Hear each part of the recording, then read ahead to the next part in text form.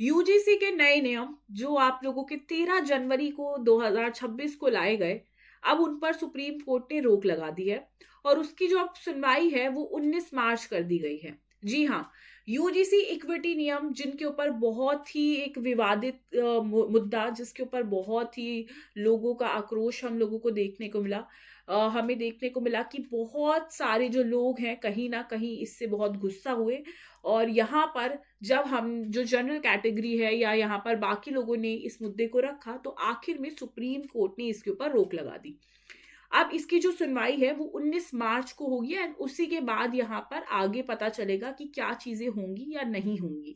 और जब तक जो रेगुलेशन है वो यहाँ पर 2012 के लिए जो फॉलो किए जाते थे वही यहाँ पर फॉलो किए जाएंगे।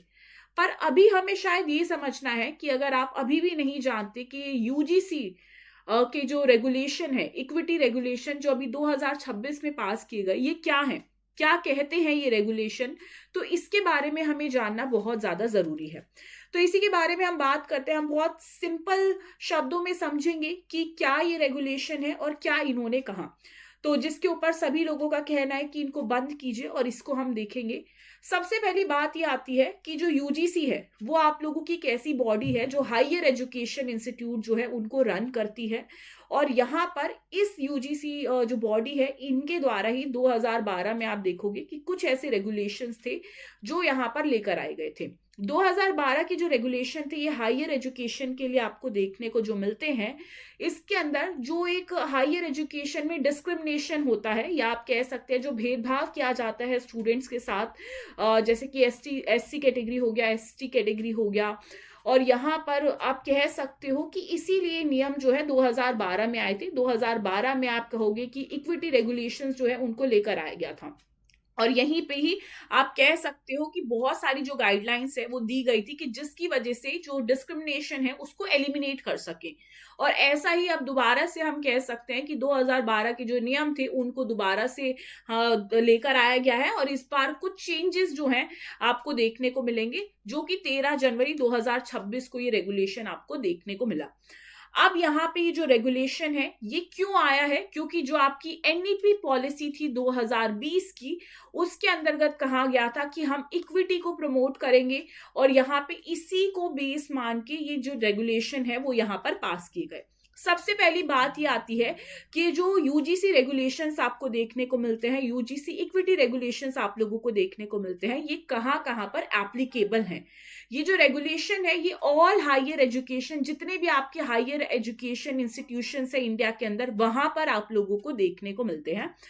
यहाँ पे इन रेगुलेशन का ऑब्जेक्टिव क्या है, क्यों ये रेगुलेशन लेकर आए गए, तो हायर एजुकेशन के अंदर आप देखोगे कि बहुत सारे ऐसे स्टूडेंट्स हैं जो डेली बेसिस पे बहुत सारा डिस्क्रिमिनेशन को फेस करते हैं, जैसे कि रिलीजन के बेस पे, रेस के बेसिस पे, caste, gender, place of birth, disability के बेसिस पे, और जिसकी वजह से उन लोगों को बहुत ज्यादा दिक्कत होती है। वो यहाँ पे कंप्लेंट्स करते हैं, फिर उसके बाद कई बार क्या होता है, कोई सुनवाई नहीं होती, इग्नोर कर दिया जाता है। और इसी के साथ आप कह सकते हो कि कुछ ऐसे केसेस भी आए जहां पर जो कुछ बच्चे हैं उन्होंने सुसाइड भी अटेम्प्ट किया, और उन्हीं की कंप्लेंट्स के बाद यहाँ पर आखिर में यूजीसी ने अपनी जो रेगुलेशन है इनको यहाँ पर निकाला। अब ये जो रेगुलेशन है ये अप्लाई किन बच्चों पे होते हैं, तो आप देख सकते हो ये रेगुलेशन है किन के लिए, जो आपके एससी बच्चे हैं, आपके एसटी बच्चे हैं, आपके ओबीसी हो गए, ईडब्ल्यूएस हो गए, और पीडब्ल्यूडी जो आपके जो लोग हैं उनके ऊपर ये अप्लाई होते हैं। यानी कि अगर इनके साथ कोई भी डिस्क्रिमिनेशन होता है तो यहाँ पर आप लोगों के स्टेप्स जो हैं उठाए जाएंगे, और इनके साथ जो डिस्क्रिमिनेशन होता है उसको खत्म करने की जो पूरी कोशिश है वो की जाएगी। और अब जहां पर अगर हमें लगता है कि इनके साथ कोई भी डिस्क्रिमिनेशन हो रहा है, तो यहाँ पर ये रिस्पॉन्सिबिलिटी किसकी है कि ये सारी चीजों को चेक करे, ये रिस्पॉन्सिबिलिटी है हायर एजुकेशन इंस्टीट्यूशंस की। वो ट्राई करेंगे कि हम ज्यादा से ज्यादा जो डिस्क्रिमिनेशन है उसको एलिमिनेट करें, हम इसको हटाएं, हम इक्विटी को प्रमोट करें, और इसी के साथ हम प्रोटेक्ट करें उन बच्चों को जिनके साथ डिस्क्रिमिनेशन होता है। और जो जीरो टॉलरेंस है उस चीज को हमें इंश्योर करना है कि किसी के साथ भी डिस्क्रिमिनेशन की जो प्रैक्टिस है वो ना की जाए। तो ये यहाँ पर कुछ जो गाइडलाइंस है वो यहाँ पर बोली गई। अब जब डिस्क्रिमिनेशन होता है और अगर हमें कंप्लेन करनी है तो इसके लिए भी कुछ गाइडलाइंस है। यहाँ पर इक्वल अपॉर्चुनिटी सेंटर जो है हर एक इंस्टीट्यूट के अंदर बनाए जाएंगे, हर एक कॉलेज के अंदर बनाए जाएंगे, जहां पे आपका मैंडेटरी है कि आपका इक्वल अपॉर्चुनिटी सेंटर ईओसी जो है डेफिनेटली हो। ये क्या करेगा, इसका की रोल होगा कि हम जो है वो इम्प्लीमेंट करेगा, आपके जो इक्विटी रिलेटेड पॉलिसीज हैं उनको बनाएगा, सपोर्ट करेगा उन बच्चों को जो कहीं ना कहीं डिसएडवांटेज के अंदर है और उनके साथ भेदभाव होता है, डिस्क्रिमिनेशन होता है, वो उनको प्रोवाइड करेंगे academic, financial and social counselling भी। और यहाँ पर ये सारी चीजों का ध्यान यहाँ पे ये जो आपके इक्वल अपॉर्चुनिटी सेंटर है ये रखेंगे। इसी के साथ इक्विटी कमेटी बनाई जाएगी। इक्विटी कमेटी का काम क्या होगा कि हम देखेंगे कि यहाँ पे एसटी, एससी और ओबीसी हम इनका रिप्रेजेंटेशन करेंगे, यानी कि हम इनको रिप्रेजेंट करेंगे, यानी कि 10 लोगों की कमेटी होगी। इन 10 लोगों की कमेटी के अंदर ये जो 3 लोग हैं ये मैंडेटरी हैं। इसी के साथ यहाँ पे पर्सन विद डिसेबिलिटी, ठीक है, और एक वुमेन भी मैंडेटरी यहाँ पर होगी कि यहाँ पे ये लोग जो है, जो बच्चे हैं उनका रिप्रेजेंटेशन कर सके। तो इनको मैंडेटरी रखा गया है कि इनका रिप्रेजेंटेशन जरूर होना चाहिए। अब इसी के साथ हर बच्चे के लिए यहाँ पर हेल्पलाइन नंबर होगा, इक्विटी हेल्पलाइन होगी, जिसके अंदर आप जो है 24/7 जो है ये चलेगा। और यहाँ पे आपको कभी भी लगता है कि आपके साथ कुछ हुआ है तो आप इंफॉर्म कर सकते हैं। ये कुछ रेगुलेशन है।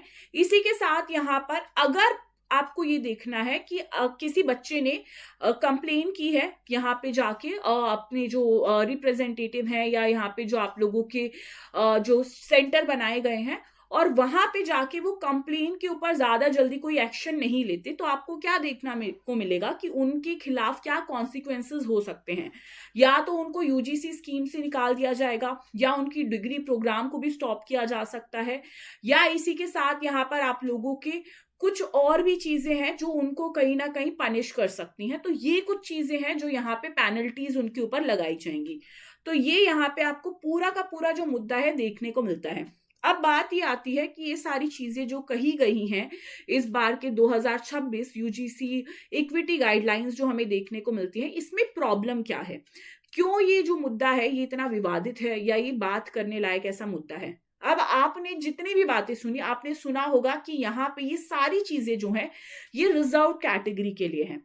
यानी कि आपको देखोगे एससी, ओबीसी हो गया, एसटी हो गया, ईडब्ल्यूएस, पीडब्ल्यूडी कैंडिडेट, इन सब के लिए सारी चीजें हैं।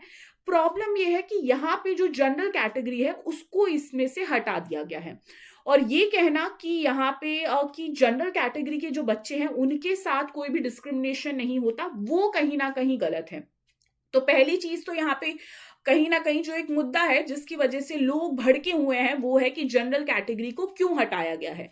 दूसरी चीज यहाँ पर ये आती है कि यहाँ पर ये बोला गया है, मान लीजिए कोई स्टूडेंट है, वो ये कहता है कि हमारे साथ डिस्क्रिमिनेशन हुआ है, हमारे साथ कोई भेदभाव हुआ है, और वो जाके यहाँ पे कंप्लेन फाइल करता है और यहाँ पे उसके खिलाफ एक्शंस लिए गए, पर आखिर में पता चला कि वो जो बच्चा है यहाँ पे वो ऐसा कुछ नहीं था। तो आखिर में आप कह सकते हैं कि उसके जो पनिशमेंट, जो फॉल्स चीज थी, उसके खिलाफ कोई एक्शन ही नहीं है। तो ये भी आपको देखने को मिलता है। इसी के साथ ये भी चांसेस हो सकते हैं कि जरूरी नहीं है, बहुत सारे बच्चे हैं जिनके बीच में कहीं ना कहीं एक अपनी भी लड़ाई हो सकती है, पर्सनल कोई कॉन्फ्लिक्ट हो सकता है जिसकी वजह से झूठे एलिगेशन भी लगाए जा सके।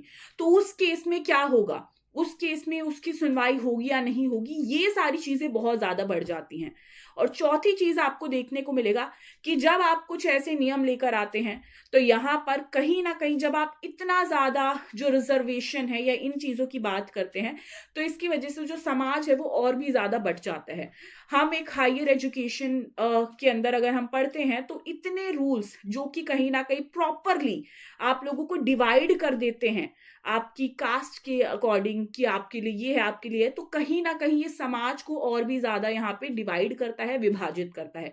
तो ये कुछ ऐसे रीजंस थे जिसकी वजह से कहीं ना कहीं यहाँ पे आपको विवाद देखने को मिला, और जो बच्चे हैं वो भी इससे नाखुश हुए, और इवन स्टूडेंट्स भी नहीं, इसके अलावा और भी जो बाहर के जो लोग हैं उनको भी ये कहीं ना कहीं लगा कि इसमें कमी है। डेफिनेटली रेगुलेशंस आने चाहिए, क्योंकि हम अगर सोचिए तो बहुत सारे बच्चों के साथ ऐसा होता है, बहुत सारे बच्चों के साथ डिस्क्रिमिनेशन होता है हायर एजुकेशन के अंदर, पर रेगुलेशन उस अकॉर्डिंग होने चाहिए जिससे किसी का भी नुकसान ना हो। और अगर मतलब अगर कोई किसी पे झूठी कंप्लेन करता है या कंप्लेन भी कर देता है, तो एटलीस्ट उसके पास चांस हो कि वो खुद को सही प्रूव कर पाए या वो अपनी बात रख पाए। तो कुछ रेगुलेशंस जो है अगर आप लेकर आते हैं, तो उसमें हर किसी का जो भला है वो डेफिनेटली होना चाहिए। तो ये कुछ चीजें हैं जो आपको इस रेगुलेशन में देखने को मिली। फिलहाल इस पे स्टे लगा दी गई है, इस पे रोक लगा दी गई है, और यहाँ पे सुनवाई जो है वो 19 मार्च को आपको देखने को मिलेगी। आपको वीडियो पसंद आई तो आप इसको लाइक कर सकते हैं और शेयर कर सकते हैं, और दूसरों तक भी ये इन्फॉर्मेशन जो है उसको पहुंचा सकते हैं।